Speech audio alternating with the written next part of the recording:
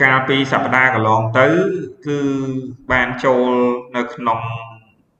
ស្ថានទម្ងន់ទោសហើយស្ថានទម្ងន់ទោសនេះគឺខ្ញុំបានបញ្ជាក់ជូនសិក្ខាកាមអំពីស្ថានទម្ងន់ទោសដោយឡែករួចរាល់ហើយ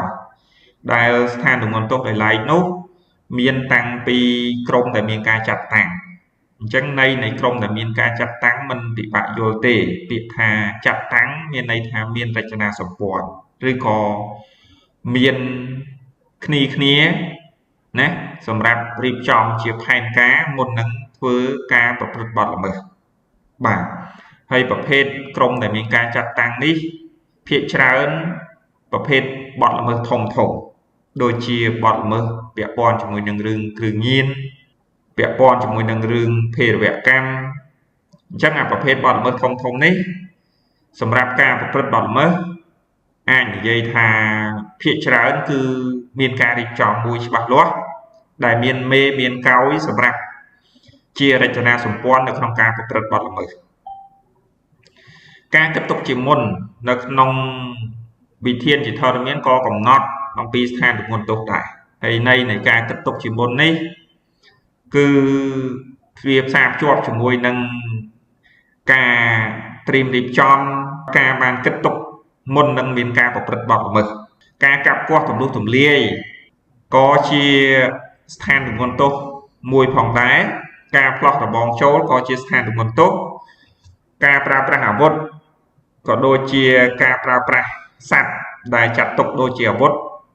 ក្នុងការប្រព្រឹត្តបទល្មើសក៏ជាស្ថានទម្ងន់ទោសការពូនស្ទាក់ក៏ជាស្ថានទម្ងន់ទោសដែរអញ្ចឹងនៅក្នុងន័យនៃការកំណត់អំពីស្ថានទម្ងន់ទោស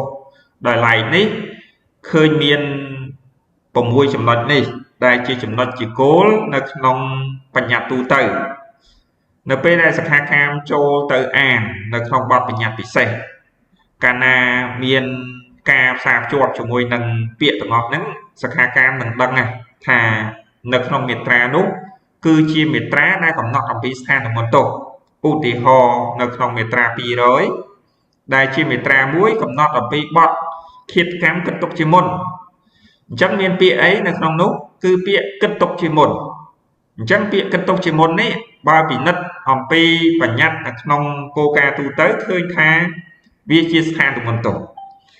អញ្ចឹងសិក្ខាកាមចាប់ផ្ដើមពិនិត្យអំពីទណ្ឌកម្មព្រហ្មទណ្ឌកាលណាស្ថានទម្ងន់ទោសគេមើលទណ្ឌកម្មព្រហ្មទណ្ឌវាខុសអំពីទណ្ឌកម្មព្រហ្មទណ្ឌធម្មតាអញ្ចឹងធៀបជាមួយនឹងបទល្មើសធម្មតាប្រភេទនៃបទល្មើសដែលដកហូតជីវិតដោយមានចេតនានៅក្នុងមាត្រា199យើងឃើញការផ្ដន្ទាទោសពី10ឆ្នាំទៅ15ឆ្នាំអញ្ចឹងបើពិនិត្យនៅក្នុងមាត្រានេះហើយផ្ទៀងជាមួយនឹងមាត្រា200ដោយខុសក្នុងការប្រើប្រាស់ពាក្យគិតទុកជាមុនយើងឃើញថាការផ្ដន្ទាទោសនៅក្នុងមាត្រា200គឺផ្ដន្ទាទោសអស់មួយជីវិតអញ្ចឹងអាស្ថានភាពហ្នឹងដែលនាំឲ្យយើងអាចទាញនៅក្នុងករណីនៃមាត្រា200ថាជាមាត្រានៃស្ថានទម្ងន់ទោសដោយសារតែមានការគិតទុកជាមុននេះគឺជាការប្រៀបធៀបដើម្បីឲ្យដឹងថាហេតុអីបានការដកហូតជីវិតដូចគ្នាប៉ុន្តែការដកហូតជីវិតមួយនៅក្នុងការផ្ដន្ទាទោសធម្មតាចំណែកឯការដកហូតជីវិតមួយទៀតគឺมันស្ថិតនៅក្នុងការផ្ដន្ទាទោសធម្មតាទេបែរជាមានការផ្ដន្ទាទោសនៅក្នុងកម្រិតនៃស្ថានទម្ងន់ទោសដែលទណ្ឌកម្មខ្ពស់ជាងទណ្ឌកម្មធម្មតាអញ្ចឹងវាមាន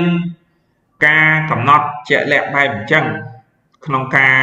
ពិនិត្យទៅលើករណីមួយថ្មីត្បិតតែមានការដកហូតជីវិតដូចគ្នាមែន